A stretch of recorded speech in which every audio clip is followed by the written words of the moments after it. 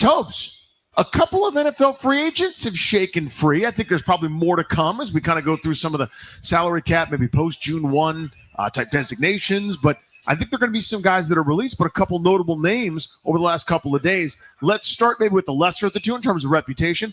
Gabe Davis, a Buffalo Bills frame, signed himself a pretty big deal to go play in Jacksonville, and that went over like a fart in church, and now he's available.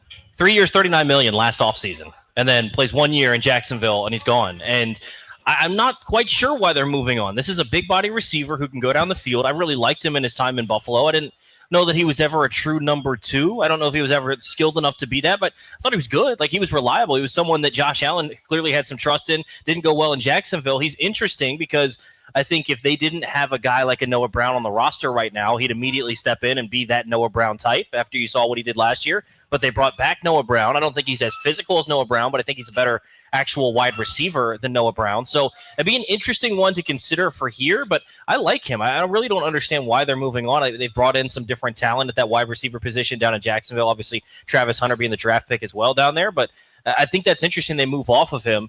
If Washington were to consider going that route, I wouldn't blame him at all. Do you play receiver? That's the first item on my checklist. Are you a deep threat? That's the second item on my checklist. My answer is yes. This is a buy low situation. I got if you want to go get Noah Brown, awesome. You want to go get Gabe Davis too? Awesome. Throw him at the wall, see what sticks. You go back and look at some of his numbers from Buffalo. It's not overly impressive when you're in a couple of the columns. Look at the reception totals.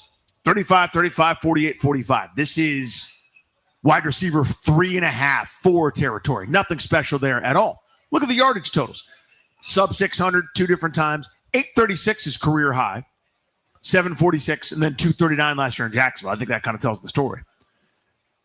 But here's where it's impressive. Listen to these numbers. 7, 6, 7, 7. Those are your touchdowns, people. That's more, if you recall, than what Terry McLaurin was doing on an annual basis. A complete, awesome wide receiver toward, top half of the league, certainly. Because deep threat. Now, Buffalo's different. They had Josh Allen all those years. They had Stephon Diggs in his prime. They had a bunch of other options that were really, really good. I'm not saying that he comes here, it's automatically 800 yards and 7 touchdowns. My point is that's the skill set that I covet. I want that top taker offer. I want that I don't want to end up on SportsCenter type wide receiver. I want that guy that can go make you right when you say, you know what, he's one-on-one, or even if he's one-on-2, he's running full speed, full stride down that sideline. I want to give that a shot. I want to open things up for everybody else. I want to open lanes for running backs, for Eckler, for Ertz. I want to open up lanes kind of the intermediate for Deebo Samuel, for Terry McLaurin, where he operates so well. I mean, to me, McLaurin could do everything, but he's at his best in that 7 to 20 yard range. That to me is where I go, I'll take him over nearly anybody else, right? I want to open those things up for him. I want to let him operate. I want to get a little more yak with Terry McLaurin than we're used to seeing. And a guy like Gabe Davis could do that. Now, again, I'm not doing it at any price. I'm not going to win some huge bidding war, but he's fallen out of favor. You can't cut it in Jacksonville. Where can you cut it? Come on up right here. We'll put that skill set to use. Well, and especially this will probably be like a 1-year deal sort of situation where you pay him, $8 to $10 million or somewhere around there. And that's kind of the honeypot for what this team has done the last couple of years. And this is someone that could maybe be, what people are looking at the Deebo Samuel thing, and he's only under contract for this season. He could be the guy that you maybe keep long-term instead of Deebo, if that were to be the case. He's only 26 years old. He's someone that in the best playoff game that I've ever watched. Remember that Kansas City-Buffalo playoff game? I know there's been a lot of them, but the one that went to overtime, and Kansas City, 13 seconds, came back and won? This was his line.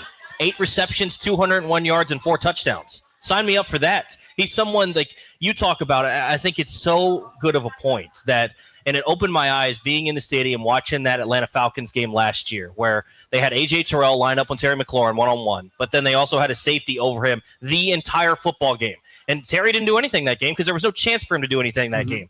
You're still going to favor Terry McLaurin because he's one of the best receivers in the league. But I just need that safety to take 2 steps to the left, 2 steps to the right. Give him that little bit more cushion because Jaden's so good he can put it in that window. But if the window never opens, there's nothing he can do. So I think getting a guy, we were thinking speed threat, maybe a guy that runs 4.3. I don't think Gabe Davis does that, but he is still someone down the field that you have to contend with because he's so big that if you're putting a corner on him who's only 6'1", who's only 5'11", chances are he's going to go up and win it.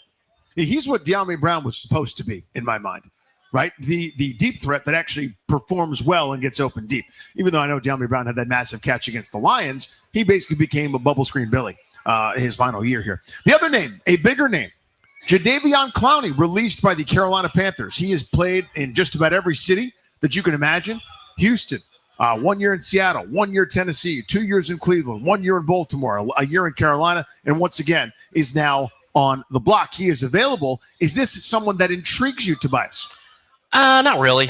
I mean, he kind of fits in that same mold with so many of the guys they brought in. If they brought him in, I wouldn't blame him, but it's not someone that's going to move the needle for me. You look on PFF, his run defense grade, 63.4, 84th. His pass rush grade last year was 73.2, 30th in the league. So he was solid, but that's kind of been what he has been his whole career. So for the right amount, maybe, but if they don't make the move, fine. If they make the move, fine. Either way, it doesn't really move the needle for me. So I am intrigued. And here's what happens sometimes. We're used to a guy, or we have an impression of somebody. We think of Jadeveon Clowney as a bust, right? It's like he's Jadeveon Young or Chase Clowney. It depends on which one you want. He's been moderately productive. Was he worthy of the number 1 overall pick? Absolutely not. I think that's unequivocal now. We know that. He's never had a 10-sack season. The reason he got drafted so high is because he knocked that dude from Michigan in the next week. That was incredible. And it was an amazing play. I watched it. I saw the highlight like everybody else did. This is one of those post-hype sleepers that we always talk about in the fantasy world, right? The post-hype sleeper means everyone's sort of forgotten. Because he didn't fulfill expectations, people treat him as useless. There's a point to Jadeveon Clowney. I saw it last year in Dante Fowler. I don't love him on first down. I don't love him to set the edge in the run game. I do like him as an athletic presence in the pass rush game. I'm not signing the second coming of Reggie White. I'm not signing in his prime Von Miller. I'm not signing any kind of superstar here. I understand that. What I am signing is kind of I don't know, you can pick another Dorrance Armstrong type player. I mean, other than Armstrong's more run accountable, different player, but you see what I'm saying? Like someone that's not sexy anymore.